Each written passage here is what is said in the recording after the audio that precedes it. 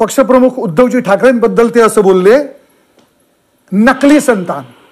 ही दोन शब्द ऐका थांबा तुम्ही बोलत असताना मी बोलत नव्हतो, कृपया करून बोलू नका.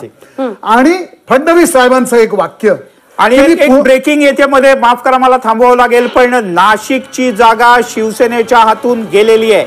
नाशिकमध्ये गोडसे आतापर्यंत खासदार होते, पण राजाभाऊ वाजे यांनी विजय मिळवलाय.